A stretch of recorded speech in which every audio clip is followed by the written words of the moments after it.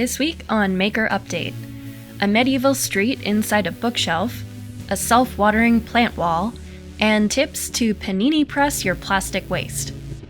Hey, it's Jen Schachter coming to you from my home studio here in Oakland, California with another Maker Update.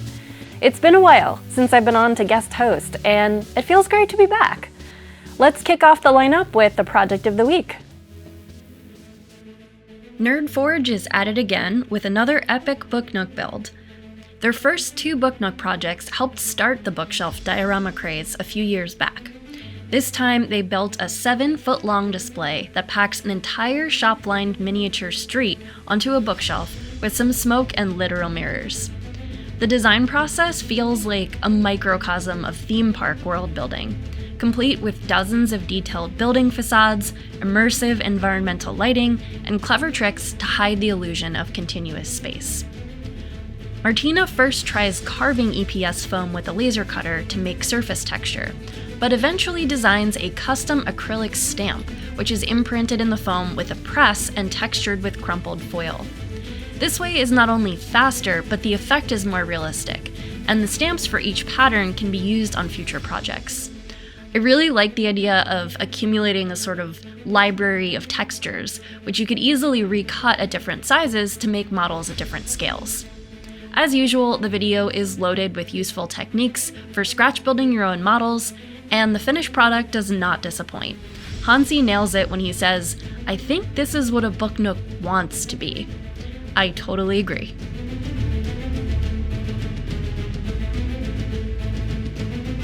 On a scale not quite as small, Laura Kampf designed a compact portable task lamp for her daughter using wood scraps and recycled sail material. If you know anybody with kids, you've seen how quickly their toys and things pile up and can overwhelm a space with their garish colors and plastic forms. So I really appreciate this lamp as a functional object geared towards a child that doesn't compromise on design. And the user feedback seems positive. It's so cute seeing her daughter carry this little lamp around like a lunchbox from one play area to another. In the video, Laura says she approached this project as a prototype for experimenting with materials and developing a sort of visual vocabulary for other lighting designs. And I'm excited to see where that leads. This lamp has a fabric-wrapped cord to plug into wall power, but I'd love to see a cordless version with a rechargeable battery to make it fully portable. Keeping with the theme of aesthetic tech, Atlanta-based filmmaker Almighty Zion built a large CRT TV wall with his growing collection of tube TVs. The concept isn't new, but I liked seeing different versions of this installation take shape. First in a friend's apartment for a vibey New Year's Eve party, and then in a larger studio setup as a backdrop for music videos. The TVs themselves are treated as modular building blocks for a set. Fashion show videos interspersed with live feed from a camera pointed towards the TV wall for a surveillance meets Inception effect. I attempted to build a tube TV wall myself for an event last year, and it's more complicated than it would seem to run power and signal to all those monitors. This piece is totally evocative of Namjoon Paik's video installations, who the artist nods to as inspiration, as well as Rick Rubin's book, The Creative Act, which has been on my reading list for ages. Both of these creative influences really resonated with me, and after seeing this, I might give my own TV wall another try. Next up, Serpa Design uses live foliage and some simple plumbing to build a self-watering plant wall on his YouTube channel. His usual aquascaping projects are pretty ambitious, with flowing waterfalls and live animals, but for this video, he challenged himself to use simple materials, only hand tools, and even source his plants from the garden center clearance rack. The build begins by prototyping the enclosure in cardboard, which is then replicated in PVC board. As you might imagine, the trick with living walls is making sure everything is watertight, which proves to be a bit of a challenge in this case. The irrigation system uses a small pump and some wicking rope to draw water from the reservoir at the bottom of the enclosure up to each of the plant pockets. The base moisture is supplemented with some top-down soaker tubes that can be adjusted with a series of inline valves. The pump runs on a timer to circulate water 2 hours a day. Minus some periodic pruning and topping off the water occasionally to account for evaporation, the whole system is self-sufficient. If you like this sort of living diorama and want to see something more elaborate, check out some of Serpa Design's other projects. In fact, there's a whole aquascaping corner of YouTube with some truly impressive creations, and I find the videos to be very calming. On to tools and tips. I found a few cool things to share this week, starting off with a new piece of kit for those of you into miniatures or photography, or both. This comes from new channel Tested Team, an offshoot of Adam Savage's main Tested YouTube channel. Norm is joined in studio by Josh, one of the wizards usually behind the camera, to test out a new miniature probe lens made for smartphones by Sandmark. What's neat about probe lenses, as I learned, is they allow the viewer to sort of shrink down and fly inside of tiny spaces that no full-size camera could go, to great cinematic effect.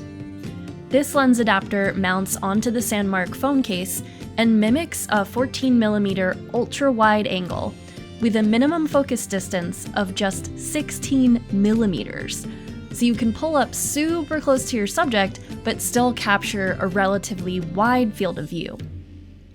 For shooting video in situ, it sounds like usability is a mixed bag, but this adapter could be worth checking out for the serious miniaturist, along with some of the other Sandmark accessories and adapters for general smartphone videography.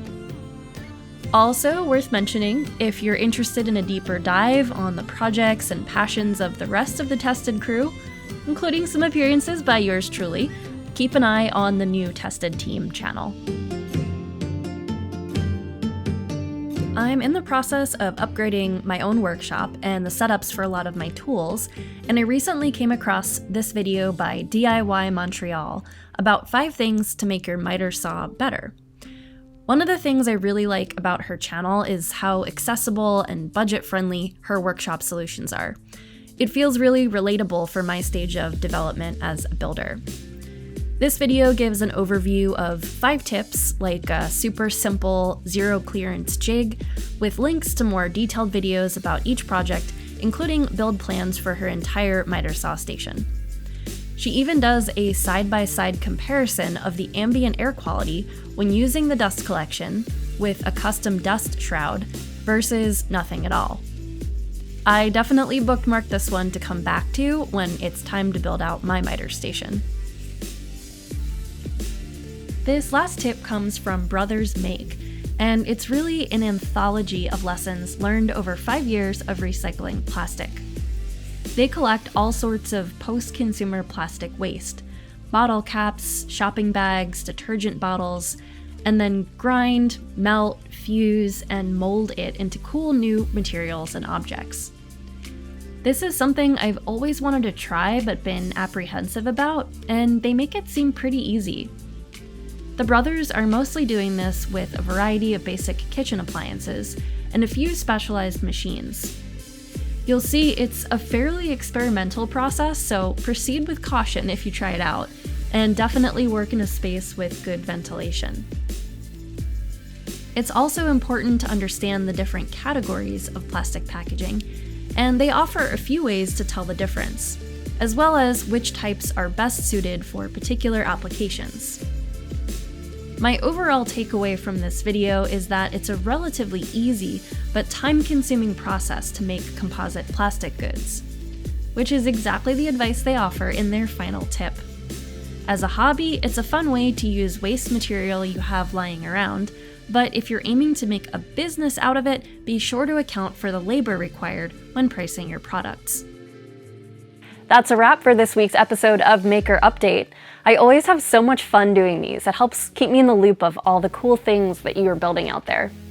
If you want to stay up to date on Maker projects, be sure to subscribe and let us know in the comments if there's any projects or channels we should be following.